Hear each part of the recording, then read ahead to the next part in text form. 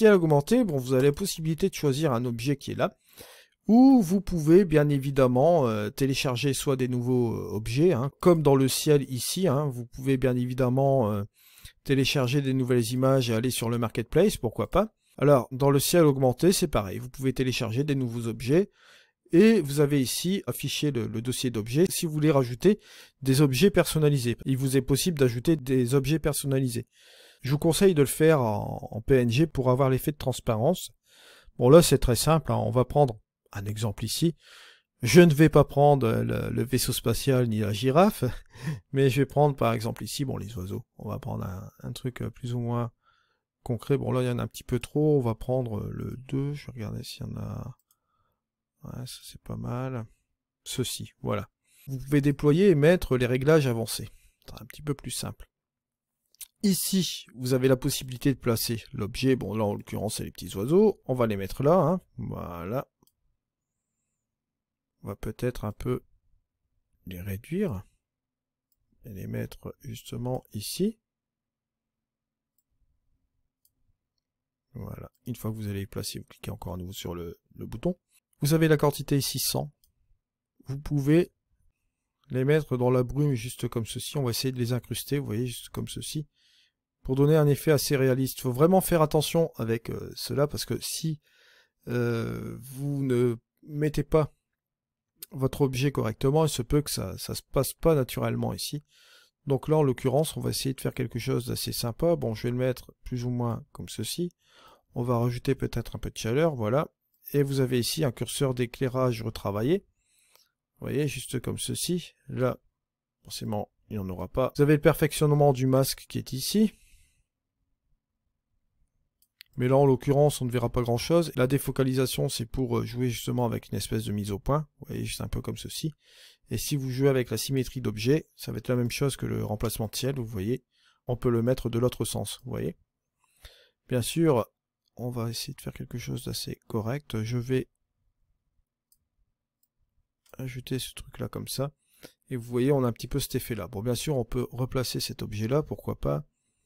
Et mettre peut-être un petit peu plus au-dessus. Ouais.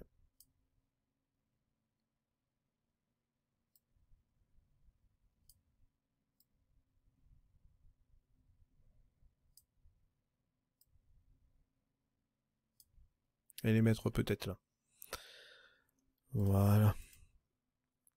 Vous voyez, vous avez un effet assez, plus ou moins sympa. Bon, on peut encore jouer sur ce truc de défocalisation. Voilà.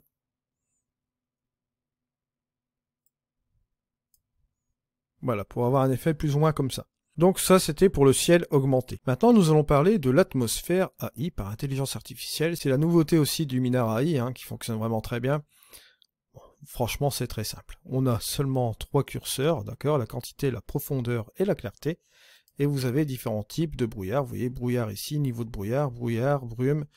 C'est très très simple. Si on prend le traditionnel ici, si on monte la quantité, vous allez voir ce qui se passe. Vous allez avoir une petite brume qui va s'appliquer justement comme ceci. Et vous pouvez jouer forcément avec cette profondeur. Et regardez l'incrustation aussi qui se fait justement sur notre image. On va dire que ça s'applique vraiment très très bien. Ça nous fait vraiment un effet sympa. On peut jouer même avec la clarté du brouillard. Regardez, un peu l'assombrir juste comme ceci. Et si vous faites, regardez la différence entre le avant et l'après. Et on peut dire que ça s'incruste vraiment plus ou moins bien. Ça ajoute une valeur ajoutée à l'image. Bon, bien sûr, vous avez différents types, hein. Vous avez le niveau de brouillard, ça fait une petite couche comme ça qui va se situer ici au milieu. Et regardez, ça va jouer avec la profondeur comme ça. Vous voyez, juste un petit peu comme ceci. On peut même l'éclaircir, hein. Voilà. Regardez. Ça s'incruste vraiment parfaitement bien au niveau de notre image, bien sûr.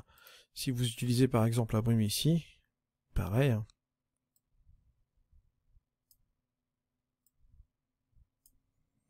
C'est surtout le curseur de profondeur qui est assez vraiment bien foutu. Et franchement, il suffit vraiment d'appliquer les bons réglages pour que ça fasse vraiment, comme vous voyez ici, naturel. C'est vraiment réaliste, ça passe vraiment bien dans l'image. C'est une belle performance puisque vous n'avez pas besoin, on va dire, de calque pour appliquer cela, bien sûr. Si vous voulez néanmoins l'appliquer en ajustement local, vous pouvez le faire aussi également grâce à cet outil pinceau. ou les autres outils que vous voyez ici. Mais bon, personnellement, pour l'outil Atmosphère AI, je préfère l'employer directement comme ceci. Et on va utiliser le brouillard en entier ici, puisque je trouve que ça fait vraiment une ambiance sympa sur notre image, franchement. Je trouve que c'est bien foutu comme ça. Voilà. Et maintenant, on va s'attaquer aux rayons du soleil.